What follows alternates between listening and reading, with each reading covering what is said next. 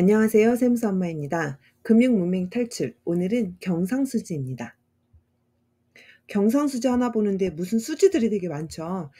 우리 이것들의 차이를 알아보고 그리고 신문기사까지 읽어보겠습니다. 경상수지. 이 경상수지는 우리나라와 외국과의 거래 중에서 재화나 서비스를 사고 파는 거래, 그 거래로 나온 수지를 말합니다. 여기서 이 수지라는 말은 수입과 지출인데요. 그 수입과 지출이 뭐냐면 바로 달러, 돈을 얘기합니다. 그러니까 경상수지가 플러스, 흑자다라는 건 돈이 많이 들어왔다는 거고, 경상수지가 마이너스, 적자다라는 건 이 달러가 많이 빠져나갔다, 이 뜻을 얘기하는 거예요. 그래서 우리 뉴스에서도 경상수지가 흑자다, 뭐 무슨 수지가 적자다 이런 얘기 많이 하죠. 바로 돈이 들어왔냐 나갔냐를 기준으로 얘기합니다. 그러니까 우리 가정 경제도 마찬가지죠. 돈이 들어오면 수입이고 돈이 나가면 지출인 거랑 똑같습니다. 경상수지가 뭔지를 알아보기 위해서 국제수지라는 것을 가지고 왔습니다. 국제수지는 말 그대로 국제거래에서 발생한 모든 수입과 지출을 합치는 거예요. 그래서 우리가 국제수지가 균형이다라는 말을 경제학에서 하는데요. 그건 무슨 말이냐면 여기 있는 이 네 가지, 국제수지에는 네 가지로 이루어져 있는데 이 네 가지를 다 더하면 0이 되도록 밸런스가 항상 맞도록 되어 있거든요. 근데 우리가 이제 그거를 계산할 건 아니고 그런 말이 있다는 거예요. 우리가 지금 보는 경상수지는 이 국제수지의 하나입니다. 그런데 그냥 경상수지 하면 되는데 아까 무슨 수지가 되게 많았죠. 그게 뭐냐면 바로 이겁니다.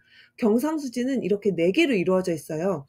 자세히 보면 상품수지, 서비스수지, 본원소득수지, 이전소득수지, 이렇게 4개를 더해서 그게 경상수지다라고 이야기를 하는 거예요. 그러니까 돈이 들어오고 나가는 거를 적는데 우리 아까 경상수지는 뭔가 거래를 통해서 돈이 들어오고 나가는 거였잖아요. 그래서 그 거래를 나누는 거예요, 자세하게. 상품수지는 말 그대로 상품이 기준입니다. 예를 들어서 우리가 자동차를 수출을 해요. 그럼 달러가 들어오죠. 그때 상품수지가 흑자다라고 얘기를 해요. 근데 우리가 뭐 외국에서 가방을 수입했다, 그러면 달러가 나가겠죠. 그래서 그거는 상품수지가 적자다, 이런 식으로 이야기를 합니다. 서비스 수지도 마찬가지예요. 서비스 수지는 서비스를 가지고 이야기를 하는데요. 그 서비스는 이런 걸 얘기합니다. 사실 되게 종류가 많은데 대표적인 것만 가지고 왔어요.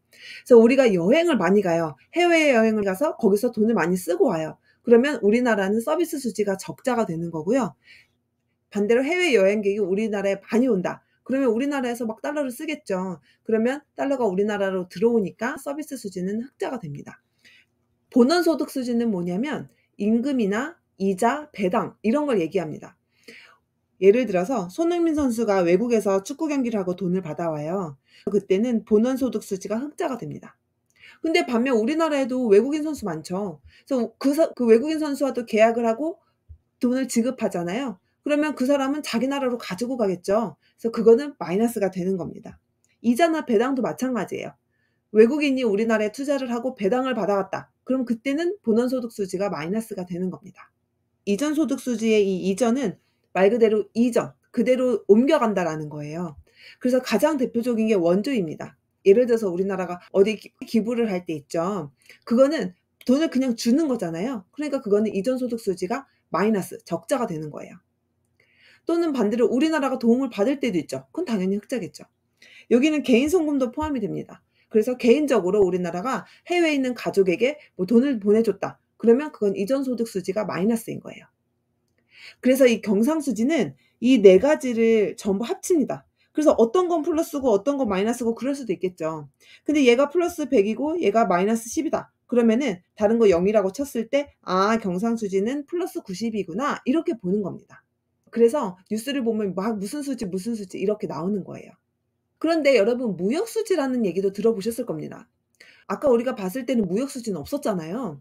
이 무역수지는 뭐냐면 관세청에서 내는 통계자료예요. 아까 본 국제수지, 그거는 한국은행이 하는 거거든요.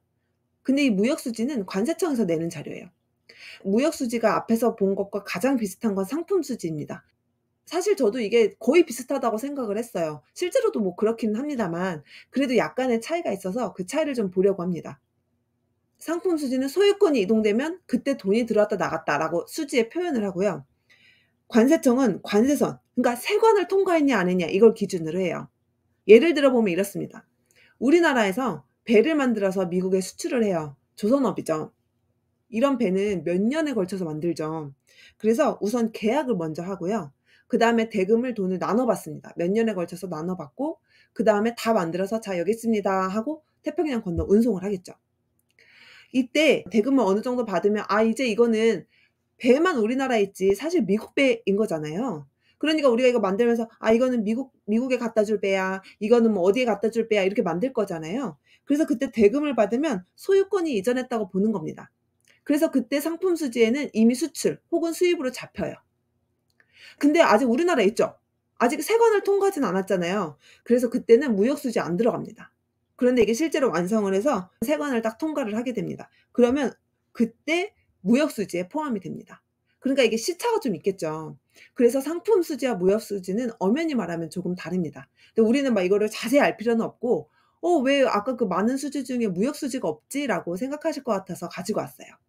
다시 이 표를 보겠습니다. 우리가 지금 비교한 거는 이 상품 수지와 무역 수지를 본 거예요.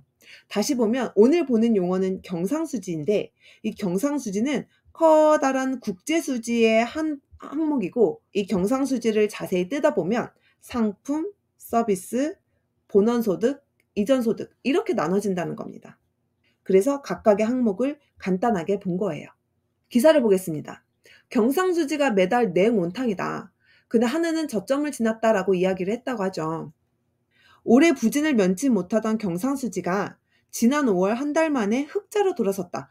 계속 경상수지가 적자였는데 이제 흑자로 돌아섰다 이런 말이에요. 반년간 적자였던 상품 수지가 2달 연속 흑자를 기록하고 본원소득 수지도 흑자를 낸 결과다라고 하고 있죠. 아까 이 그림을 볼게요. 상품 수지가 계속 마이너스였어요. 경상수지도 계속 마이너스였죠. 이게 수출도 잘 안 되고 수입은 계속 있고 하니까 마이너스네 이런 그 얘기를 한 겁니다. 그런데 이 상품 수지가 이제 플러스 흑자가 됐다는 뜻입니다. 그리고 본원소득 수지 이것도 이제 흑자가 됐다고 하네요. 그래서 전반적으로 이제 우리는 흑자가 됐어요라는 걸 알려주는 기사입니다. 이게 흑자라는 건 뭐예요? 이 경상수지를 놓고 봤을 때 이제 돈이 나간 것보다 달러가 들어온 게 더 많다. 이 얘기를 하고 싶은 거예요. 7일 한 해는 5월 달에 경상수지가 이런 흑자를 기록했다. 지난달에 적자를 낸 이후에 한 달 만에 반등하는 데 성공했다라는 거예요. 올해 경상수지는 반도체 등 주요 수출품 경기 침체 영향으로 부진이 계속됐다. 그러니까 이 경상수지가 계속 마이너스니까 달러가 계속 빠져나가고 있는 거잖아요. 그러니까 좀 걱정을 했던 겁니다. 그리고 3월에는 잠깐 흑자를 냈는데 외국인 배당 시즌인 4월에 다시 마이너스로 돌아섰다라고 하고 있죠. 이 얘기는 뭐냐면 여기 배당 이걸 얘기한 겁니다. 경상수지가 총 플러스였는데 원래 플러스였는데 4월 달에 배당을 많이 해요. 그 무슨 말이냐면 외국인 투자자에게 돈을 많이 줬다 이 뜻이에요. 그러니까 배당을 하면서 돈이 많이 빠져나갔어요. 그래서 4월 달에 본원소득 수지가 마이너스가 됐습니다. 그래서 경상수지도 이 영향도 있어서 마이너스가 되었다라는 거예요. 그러니까 지금 이 경상수지를 얘기하면서 자꾸 무슨 수지 이야기를 하는 게 왜 경상수지가 플러스였을까? 왜 마이너스였을까? 이런 걸 하나씩 분석을 해보는 겁니다. 그래서 다시 읽어보시면 3월에는 반짝 흑자였지만 외국인 배당 시즌인 4월에 다시 마이너스로 돌아섰다. 그쵸? 4월에 외국인한테 배당을 많이 준 거죠. 그런데 이제 5월에는 이 배당 시즌이 지났으니까 또 마이너스가 아니겠지라고 생각을 하는 겁니다. 5월에는 경상수지가 흑자인데요. 거기에 보니까 상품수지 흑자가 영향을 줬다라고 되어 있죠. 상품수지가 계속 6개월 적자를 기록하다가 2달 연속 흑자로 돌아섰다고 합니다. 그러면서 여기도 승용차 수출이라든지 반도체 뭐 이런 수출 얘기를 하고 있어요. 그러니까 우리가 상품 수출을 많이 해야 상품 수지도 흑자가 되고 그걸 영향을 받아서 경상수지도 흑자가 된다. 이런 얘기입니다. 한 해는 경상수지가 수출보다 수입이 줄어든 불황형 흑자에 가깝다는 지적에 반박했다. 이런 지적이 있다는 거예요. 이 지적은 뭐냐면 수출과 수입을 비교했을 때 수입이 많이 줄어서 경상수지가 흑자가 된 거다. 이 말을 하고 있는 겁니다.